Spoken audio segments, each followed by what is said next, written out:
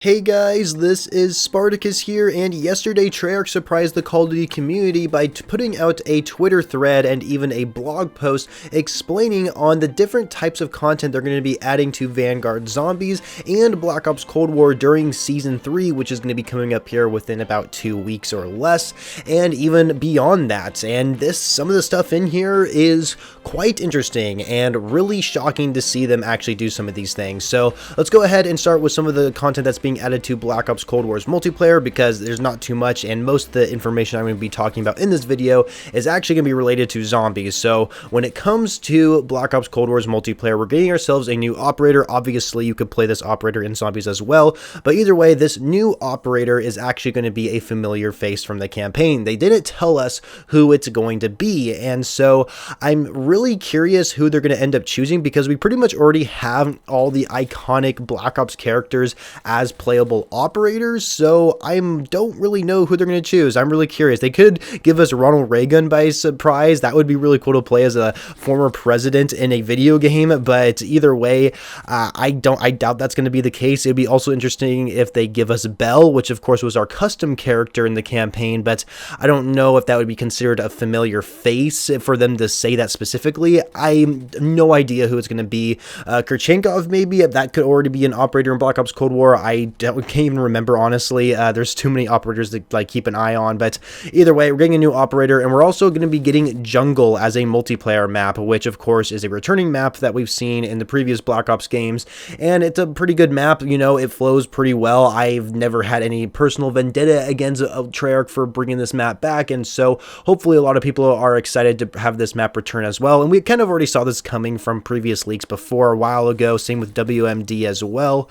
And also we're going to be getting a new melee weapon. Treyarch didn't give us an exact time frame on when this is going to be, but they say it is going to be coming in the near future, so I guess we'll just have to wait and see what this new melee weapon is going to be, and we'll have to try it out in multiplayer as well as zombies and even Warzone as well. I mean, I don't know how many people use melee weapons in Warzone, but nonetheless, we're getting a new melee weapon. And when it comes to Vanguard's ranked play, because Treyarch is of course working on ranked play for Call of Duty Vanguard, it is actually going to be going out of beta when Season 3 drops, which is good to hear. I don't know why they had it in beta in the first place. I don't know how much improvements are going to be made when Season 3 actually comes around the corner, but nonetheless, they are taking beta away from ranked play in Vanguard, so it's going to be full-fledged ranked play for now, and they're also going to add more rewards for people to earn, which I think is a great incentive for a lot of people like myself, because I have not played ranked play yet in Vanguard, but I do plan on playing it soon, and hopefully make some videos about it and cover the different content that's going to be available. So make sure you're subscribed to the channel for those type of videos. But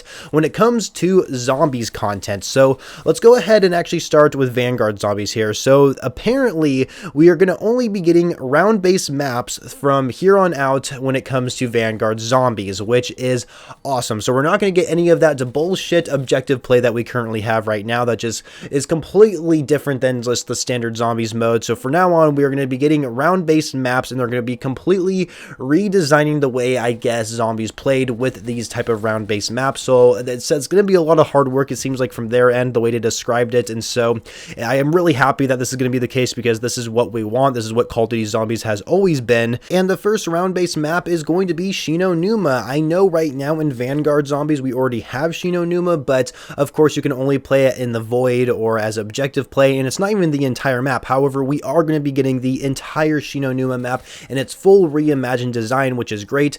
The only unfortunate part about this is that it's not going to come until after Season 3 concludes, which really sucks. But some of the things that are going to be happening within the Shi No Numa round-based map is we're going to have a main quest, which is awesome. We're also going to be getting some remastered Easter eggs, so whatever Easter eggs were on that map in the past, whether that's the original or in Zombies Chronicles, they're going to come back in its full fashion, I guess, but remastered in a way.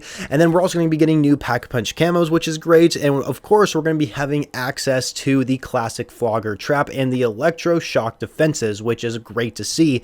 And then they also mentioned that there's going to be a new Dark Aether narrative for the map as well. So if you're into the whole zombies lore and the whole storyline and all that, then I guess that is good news for you guys. However, when it comes to actual content for Vanguard Zombies during Season 2, we're just going to be getting access to the new Battle Pass weapons, the new seasonal challenges, and of course some other weapons added later down the line where you can complete in-game challenges to unlock them. Nothing really definitely different there, but they did mention that Sacrifice will be the last objective added to the current maps and modes that we have within Vanguard Zombies right now. So Dur Anfang and Terra Maldicta, the zombies experience that nobody really gives a shit about, yeah, they're not going to update it anymore. They're not going to add any more objectives to it, apparently, which I'm not complaining about, because I think a lot of people are just going to focus more on the Shi No Numa round-based map when it eventually comes to the game. Now let's go ahead and talk about the content that's being added to Black Ops Cold War Zombies. And no, we are not going to be getting a new map, which I guess to some people that might be disappointing, but we are going to be getting an update to the Outbreak and Onslaught game modes. They're pretty much just going to be adding limited time modes for these game modes. So for example, in Outbreak, we're going to be getting something called Outbreak Collapse. It's pretty much the same exact game mode that we saw within like last October that was called Hallows Eve.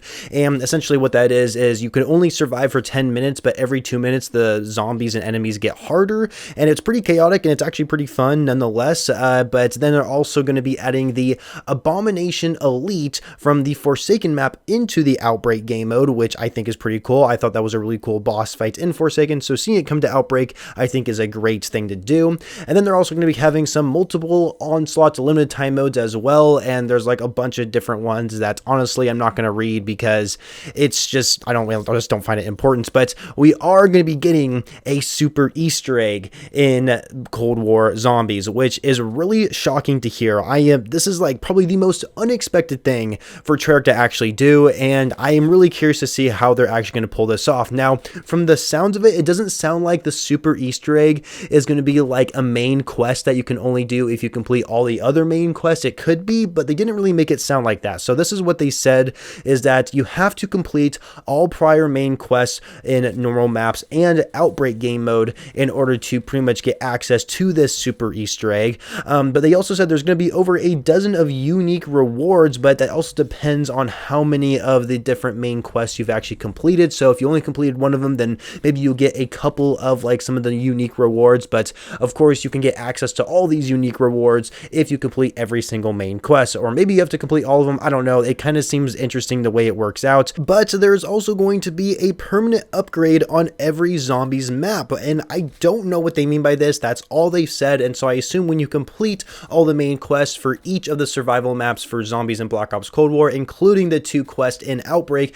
you'll have access to this permanent upgrade. It could range from having a Pack-a-Punch tier 3 weapon when you first spawn into the map, or maybe you'll have max armor, or maybe your weapon will be at legendary rarity. That would actually be really cool if that was that permanent upgrade. But either way, I have no idea what it's going to be. Also, I have no idea what these dozen unique rewards are going to be as well, but it sounds like you can earn these unique rewards the more main quests that you actually completed. So if you already completed all the main quests for each of the maps and the Outbreak game mode, then you're already going to have access to the stuff right away, which I already did. So I'm really curious to see what it's going to be, and make sure you guys are subscribed to the channel to see what they are. But that is everything that Treyarch has put out on their blog post, and of course mentioned in their Twitter thread, of this new content that's going to be distributed throughout Season 3 here in the next couple weeks. So make sure you are subscribed to the channel to stay up to date on what this content's going to be, so I can show you guys gameplay of it and have more detailed information. Also, don't forget to leave a like if you enjoyed the video, and I shall catch you guys